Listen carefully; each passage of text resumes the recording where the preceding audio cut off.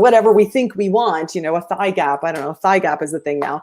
We think we want these things, but actually what we want is the feeling we think we're going to have when we have these things. So it's not that, because a lot of people, this is what happens. They get the flat ab, or, you know, maybe they get the flat abs, but if they've been constantly training themselves to be discontent with their body, they'll get the flat abs and they'll say, yeah, but you know, I really got to lose some here, or I really got to get a, whatever. They'll come up with something else because that is the only neural pathway they've ever practiced. And then the other thing is that it actually won't work, like I said. But even if it does work, even if you managed to somehow get yourself down to the flat abs of 120 pounds or whatever you think your goal is, if you haven't been practicing the feeling that you actually want, you're going to get there and you're still not going to have that feeling.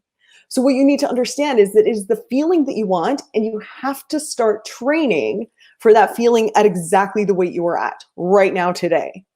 And it can be hard, like training for anything. It's like a muscle. It is a muscle. This is the muscle that you have to start building. And you got to start thinking about it as training, like any other kind of training.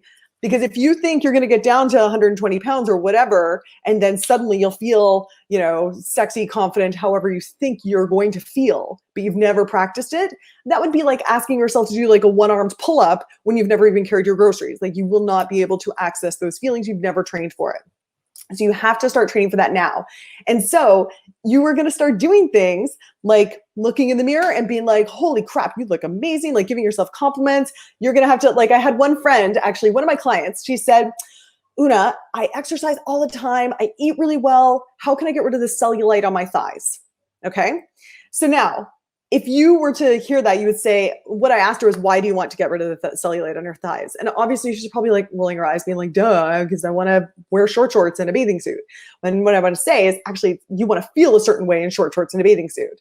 So, and I knew this girl, I knew she exercised all the time. She ate really well. And I could probably give her a really strict regime. I could tell her about, you know, using fake tan and Preparation H. Preparation H actually gets rid of cellulite, just tip if you ever do want to do that. So I could tell her about all this stuff, but it would be a massive project, and the project would be way better spent on her practicing wearing short shorts.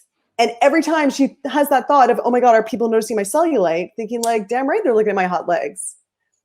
And the problem is that a lot of people, when I tell them that, they're like, oh, I'm not ready. Like, I can't, that's too much for me. That's like, for me to look in the mirror naked, even just that is often too much for women.